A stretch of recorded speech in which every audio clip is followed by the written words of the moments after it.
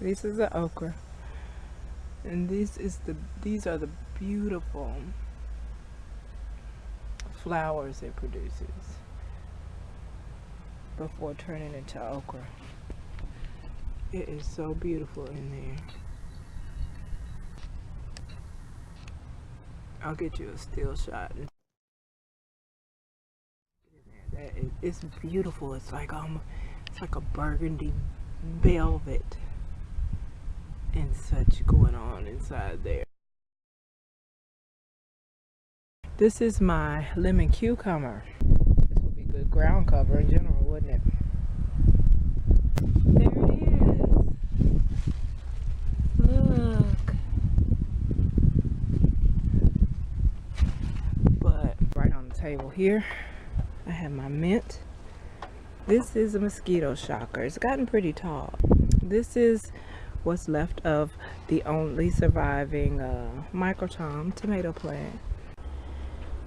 These are the little sweet ass strawberries. I'm telling you, sweet. But I'm not going to keep them for next year because animals. Here are I just picked off all the snow peas off of this and ate them. And here's my cherry tomato. Okay, so here's the okra. You see a few flowers blooming. A really huge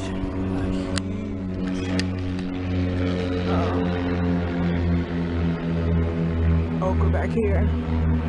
I'm going to let that die out for seeds.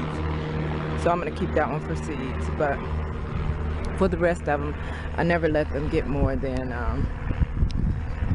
about 5. I made a late nursery trip that I was very excited to make because I got these.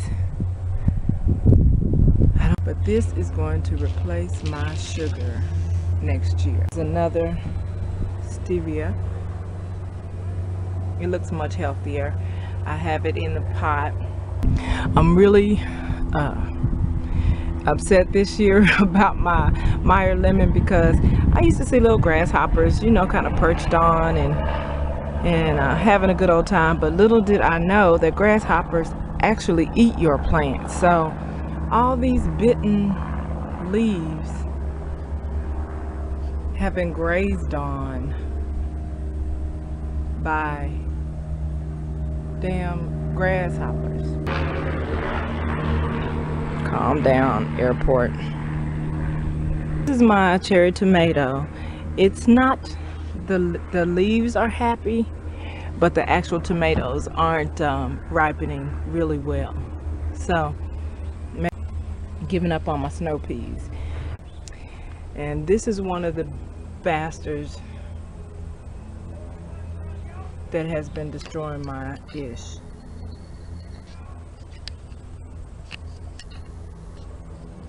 See that guy? Son of a bitch. I have my red onions, and the Swiss chard is doing well, very well. Another Swiss chard here. 2 rows of spinach, 1 of red lettuce, which is doing beautifully, always does. Oregano, and I actually have harvested and dried a full container of oregano and basil. My peppers are turning colors. These are the orange peppers. These are the red peppers. And I've harvested several. And the yellow ones over there, there is one that turned yellow, but it is no good for the picking and eating, so it's gonna go. This is my spearmint, which I appreciated and served its purpose for the time that it was here, and it taught me what I need to do to care for and use my peppermint. That's right, I finally got peppermint, which I prefer over spearmint. And I was concerned that it wasn't peppermint, but was indeed spearmint.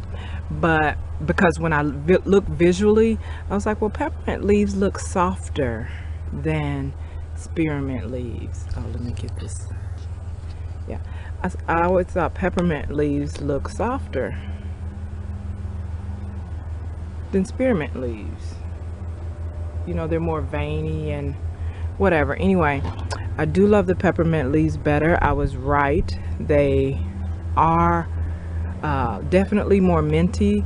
They serve their purpose, but you have to suffer through a leafy taste. And just like I told you, sometimes I may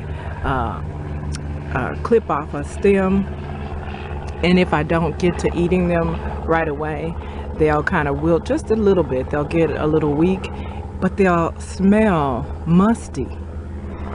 Does not happen with these. I'm enjoying these thoroughly. You can see I've already broken this back. I've been wanting for a while, but I kept hesitating because I thought surely I knew a gardener that had some, and these grow little bitty babies on the side, so I was going to snatch one of hers, but I just went ahead and broke down and got it since we were at the nursery anyway. So now I have aloe plant, and you guys, you all know what that's all the multiple things that's good for. These are a couple of things I harvested today, but my okra are starting to get little bumps on the side. I don't know what that is. It doesn't appear that it'll do any harm to the okra, so I should be good. Groovy smooches.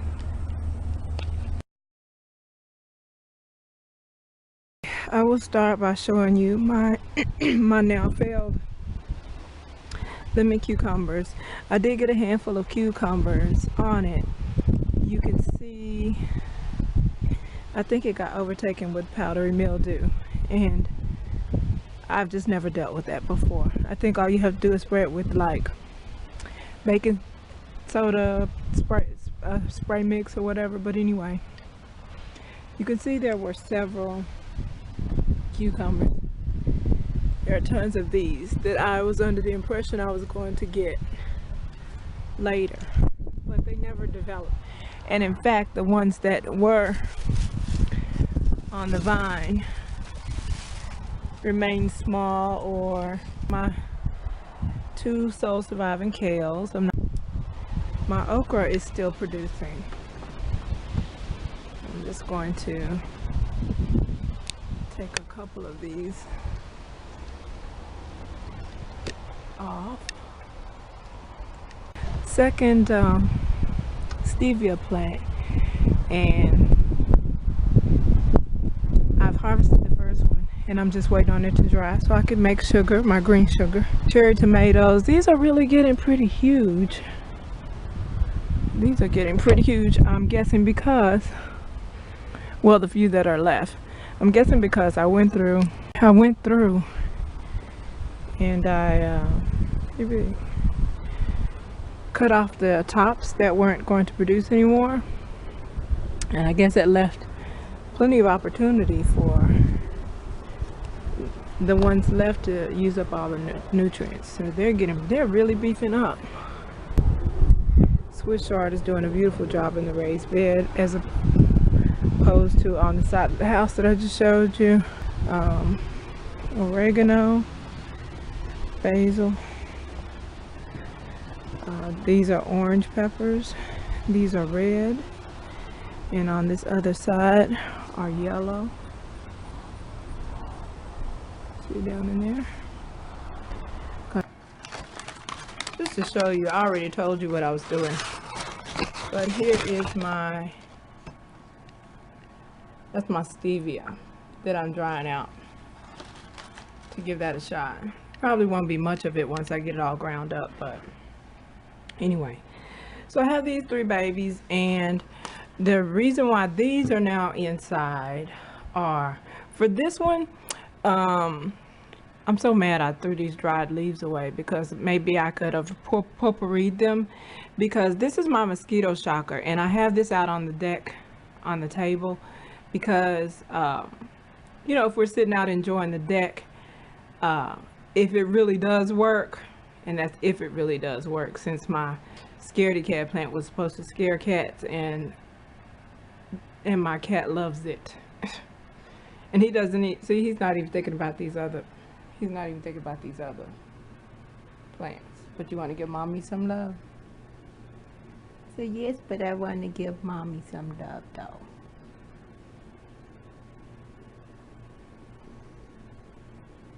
Okay, so yeah, I wanted to try this in like the potpourri burner or something like that, because when you rub these leaves, they smell like fresh lemon, and they're very firm. So I'm guessing the only way you could use them effectively dry and still get what the scent from rubbing the leaves is to maybe potpourri them. This is my micro tom. I'm wiping that down before I eat it. Yeah, when I first tasted them, they were a little tart, but that's because I didn't let them get as red can be. Let them get as red can be. And then you can have fresh tomatoes indoors over the winter. Excuse me. I'm gonna eat all of these. But see, that's why I needed to grow 3 of them. It's because I can sit right here and eat this entire plant. Except the green ones. But I can eat it, this whole plant right here. This obviously is a basil. You can see how tall, this is about 1 foot high right there. Now, let me tell you about this. I brought this was just a little bitty plant that I picked off of the outdoor basil. And I picked it off because some days I would wait too late in the evening to go get basil to cook with. And I was like, you know, I should just grow, they're so easy to grow, I should grow a little clipping inside. So that on a night that it gets dark on me, I don't have to go out on the deck and then the porch light comes on me and I gotta turn it off and back on and blah, and let gnats and this mosquitoes in the house. So I decided to grow a little bit indoors, and this is what happened. And this is with me using it regularly. So what I have decided with this basil is that it will be a good house plant because I can use it as needed to cook, and it smells great to people that love the smell of basil. Now, I'm not a basil smell chick. It's not particularly my thing. Matter of fact, I took some on a set to a chick that said she loved basil and she wanted me to bring her some fresh basil, and the smell choked me out in the car. I had to ride with the window down. But you know, most people, in fact, I'm the only person I know that does not particularly like the smell of basil.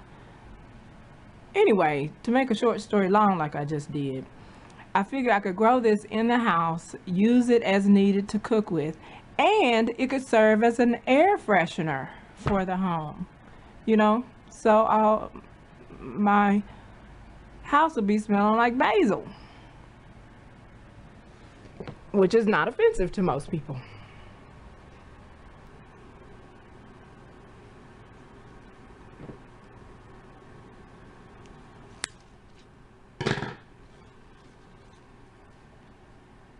See, that's still a lot. That would be all I would need to cook with.